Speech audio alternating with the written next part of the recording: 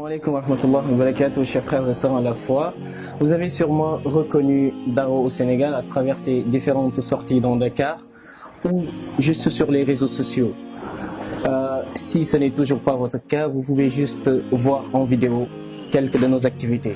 Daro au Sénégal est créé en 2014 et c'est un mouvement de jeunes épris du sentiment de participer à la transmission du message de l'islam tel qu'enseigné par le prophète sallallahu alayhi wa sallam et pratiqué par les pieux prédécesseurs. La particularité de Daro au Sénégal, c'est d'aller à la rencontre des gens qui pour la plupart ne fréquentent pas les mosquées ou tout simplement les lieux de rappel, pour leur offrir des flyers traitant de différents thèmes sur l'islam et en leur donnant aussi l'opportunité d'avoir un programme d'apprentissage de sciences religieuses. Daro au Sénégal, c'est aussi l'interreligieux, c'est-à-dire que Daro au Sénégal s'active dans le fait de discuter avec les non-musulmans pour leur montrer la beauté de l'islam et pour les convaincre que l'islam est la religion de tous les prophètes et la religion qui est agréée d'Allah subhanahu wa ta'ala. Vous savez que tous ces objectifs nécessitent réellement des moyens colossaux. Et pour cela, Daro au Sénégal a un projet qui lui est cher. Ce projet, c'est l'achat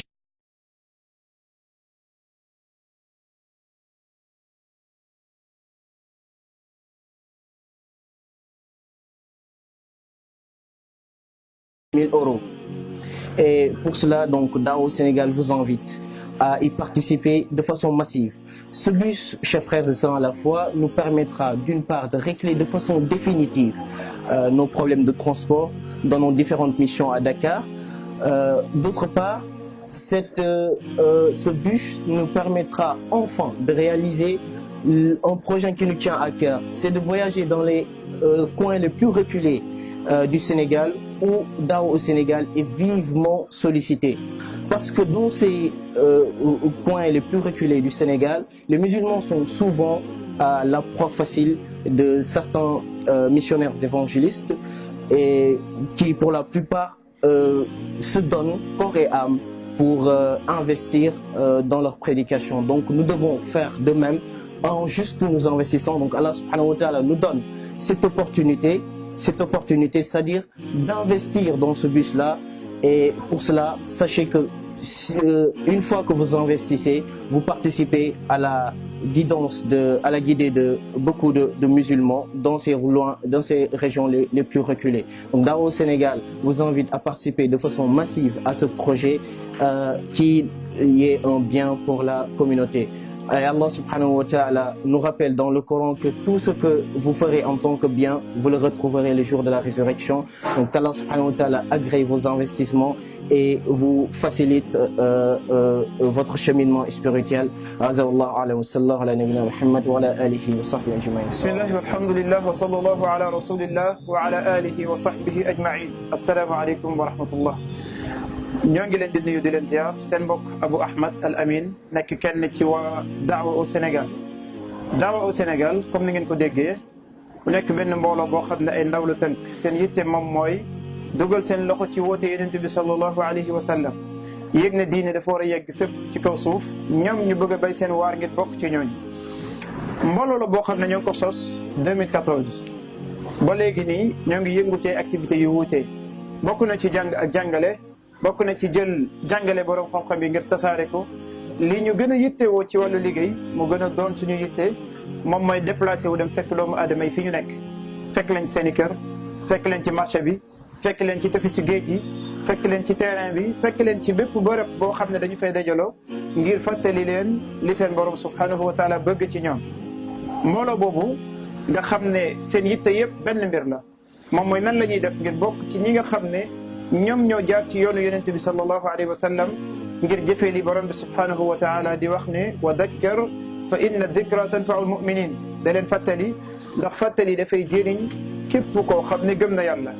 donc mbooloo boobu doon mbooloo boo xamante ni seen liggéey moom mooy liggéey yonent bi moom mooy liggéey sahaaba yi radiyallahu anhum ñu doon ñoo xamante ni ñu xam lañu ci wàllu woote ci lislaam ci wàllu jàng ak jàngale ci wàllu jonjoo ak borom xam-xam yi nga xam ne ñoom ñooy woote ci Quran ak sunna te seen yitte nekk diine jëm kanam.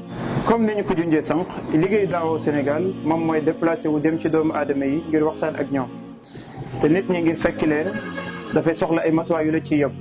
li ëpp ci suñu liggéey depuis 2014 ba léegi moom mooy dem fi ñu gën a jege fi nga xam ne doon na fu accessible moo xam ci marché yi la wala ci kër yi la wala ci géej yi wala yu mel noonu soxlawul déplacement bu métti pour nit dem fa.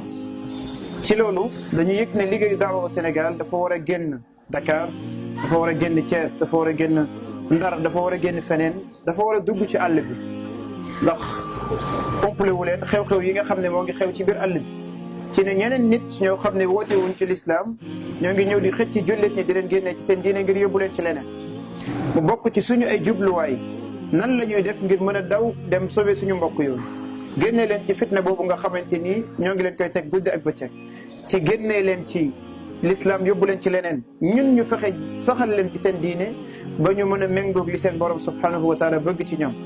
te xam nga ne liggéey bu ni mel nekkul lu yomb jubluwaay la boo xamante ni dañu koo jël bëgg cee sax continuer ci mu doon jaamu yàlla buy dem ak ñun ba keroog ñu daje ak suñu borom waaye nga yëg ne génn biir Dakar lu yomb la lool waaye war a génn Dakar pour dem beneen dëkk loolu beneen mbir la boo xamante ni jafe-jafe daf ci am.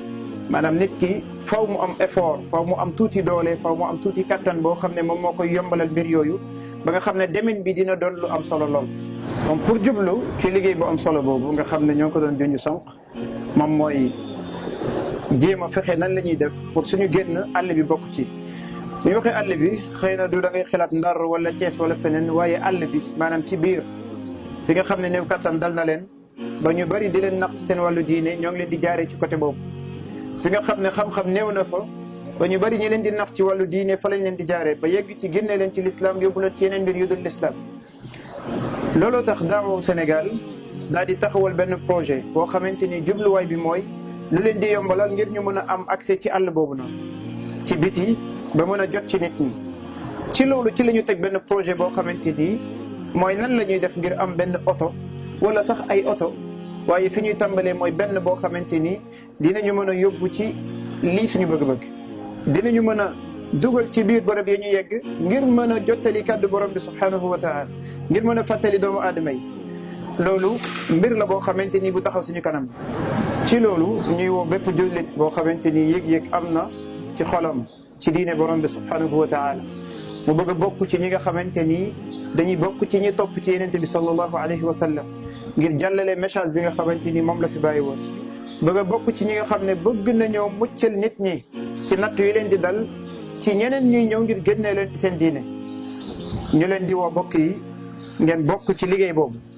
nan ngeen ci bokkee mooy jàppale daawa au Sénégal mu am oto boobu nga xam ne daf koo yittewoo ngir mën a yegg ci bërëb yu ni mel ngir liggéeyam mën a doon lu jaar yoon.